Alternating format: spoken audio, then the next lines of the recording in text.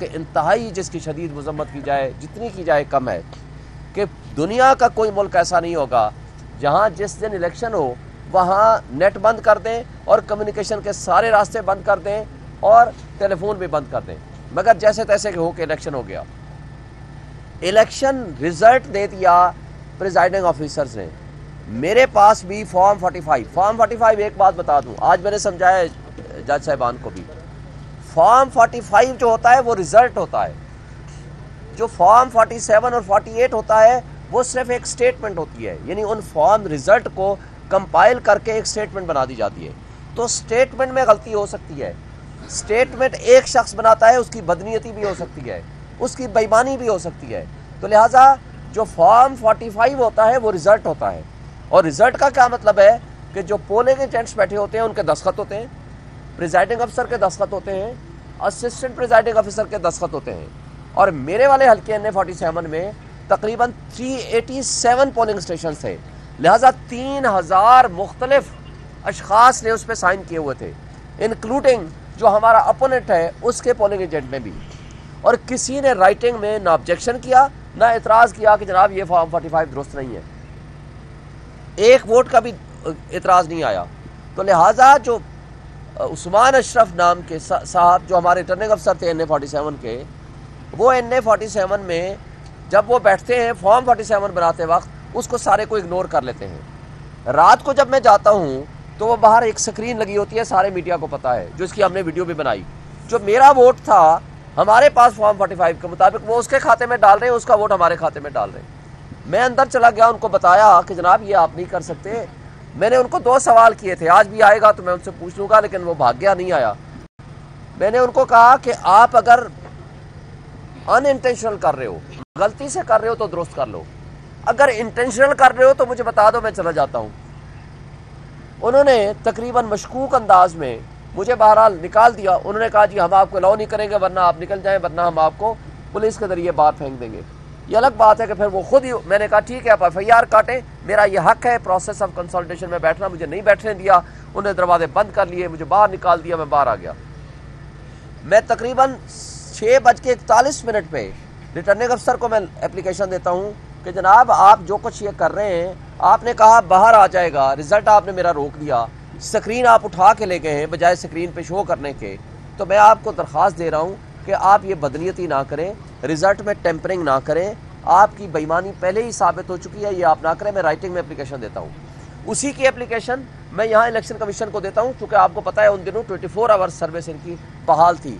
انہوں نے فوراً اس کو لیٹر لکھا لیکن انہوں نے اس کو جواب نہیں دیا۔ پھر دوسری مرتبہ میں نے لیٹر لکھا ان کو، کوئی جواب نہیں آیا۔ پھر تیسری مرتبہ میں نے ڈسٹرکٹ ریٹرننگ افسر جو DC ہوتا ہے، جو آج کل مشہور زمانہ DC ہیں، جن کا کام سوائے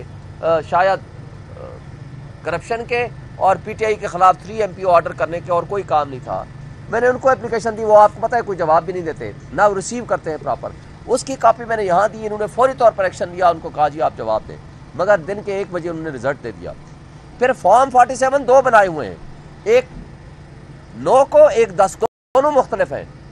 دونوں میں ووٹ مختلف ہیں، ہر کینڈیڈیٹ کے 34 کینڈیڈیٹ ہیں، جس میں سوائے ایک کے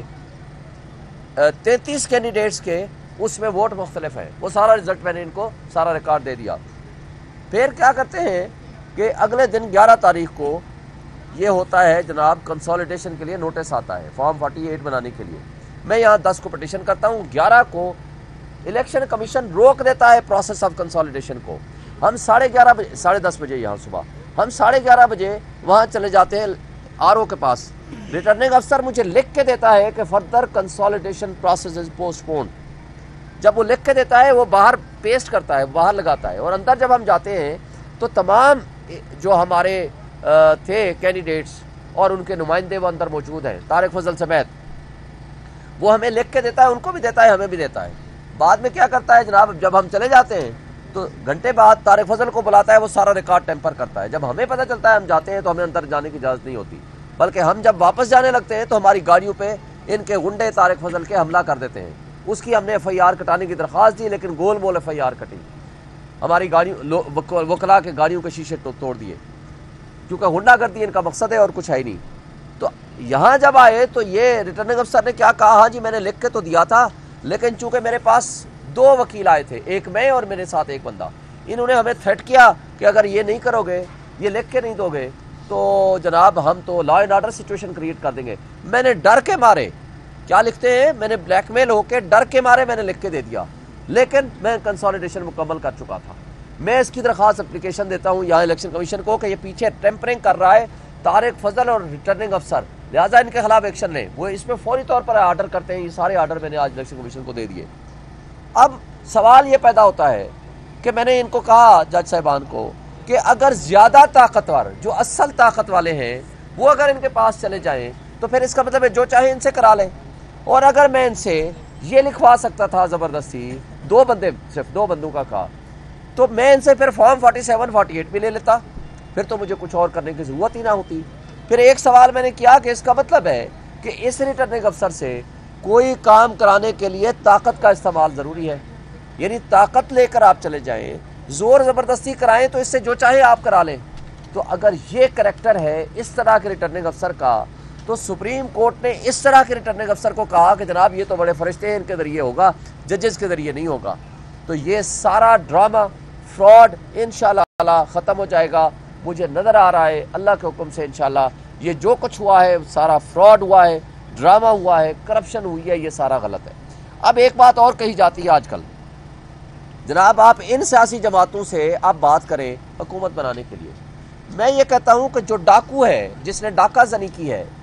کیونکہ کچے کے ڈاکو تو آپ کو پتہ ہے بڑے غیرت مند ہوتے ہیں نا, وہ منہ چھپاتے ہیں, جا کر جنگلوں میں پھرتے ہیں. آج کل جو پکے کے ڈاکو ہیں, جو کٹ پتلی اپنے آپ کو MNA کہتے ہیں, وہ سرعام پھرتے ہیں. نہ صرف سرعام پھرتے ہیں بلکہ اس ڈاکہ زنی جو عوام کے مینڈیٹ, کروڑوں لوگوں کے حقوق پہ ڈاکہ ڈال کے وہ یہ کہتے ہیں پکے کے ڈاکو دھمال ڈالتے ہیں کہ جی اب تو جیت چکے ہیں. اور ہم جائیں ان ڈاکوؤں کو کہیں ڈاکو بھائی مہربانی کرو ہمیں بھی یہ 2-4 سیٹیں ہمیں دے دو خیرات کے طور پر.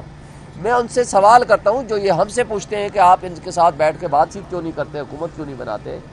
کیا ڈاکوؤں سے بات کرنا, کیا یہ لیجٹیمیسی عوام کے مینڈیٹ پہ جس نے ڈاکہ ڈالا ہو تو ان کو لیجٹیمائٹ کرنے کے مترادف نہیں ہے, یعنی ان کو تسلیم کرنے کا مترادف ہے جو تم نے ڈاکہ ڈالا ہے درست ہے, لہٰذا ڈاکے کے مال میں سے تھوڑا سا ہمیں بھی دے دو. تو لہٰذا یہی وجہ ہے کہ ہم ان ڈاکوں سے بات نہیں کریں گے. اور آپ کو پتہ ہے کہ ملک کی جو سچویشن ہے بہت بدترین حالات میں ہو چکی ہے, اور وہ بدترین حالات اگلے مہینے کے بعد اس سے مزید بڑھ جائیں گے. IMF سے جب ہمارے مذاکرات ہوئے تھے, عمران خان کے ساتھ مذاکرات ہوئے تھے, کل ہماری میٹنگ ہوئی ہے خان صاحب کے ساتھ, انہوں نے اس کا تذکرہ کیا کہ ہم نے مذاکرات میں یہ شرط رکھی تھی کہ ہم اس کو سپورٹ کریں گے, مگر اس کے لیے ضروری ہے فری اینڈ فیئر الیکشن ہو. کیونکہ فری اینڈ فیئر الیکشن ہوگی, اسٹرانگ ڈیموکریٹک گورنمنٹ ہوگی جس کو پبلک سپورٹ ہوگی, وہ آ کے درست فیصلے کرے گی. وہ یہ جو $18 بلین سالانہ, آپ کو ایک بات پتہ ہونی چاہیے, $18 بلین سالانہ یہ اشرافیہ جس کو بدماشیہ کہیں تو وہ درست ہوگا, وہ مفت برات لے رہا ہے. اگر وہ برات آدھی کر دی جائیں تو آپ کو $5 کا بجلی کا یونٹ پڑے گا جو آج $70 پہ چلا گیا ہے. جو آج آپ کی مہنگائی کی صورتحال ہے یہ اس کو آپ 50% ڈاؤن پہ لے آئیں گے. لیکن خان صاحب کہہ رہے تھے کہ وہ گورنمنٹ یہ کام کر سکتی ہے جس کو پبلک سپورٹ ہو, وہ برات کم کرے گی, وہ بڑے لوگوں کی برات کم کرے گی, کیونکہ غریب آدمی کے اوپر یہ بوجھ نہیں ڈلنا چاہیے. انہوں نے کیا کرنا ہے اگلے مہینے, اگر یہ ان ڈاکوؤں کی حکومت آ گئی تو انہوں نے کرنا یہ ہے کہ بجلی کے بل پھر بڑھانے,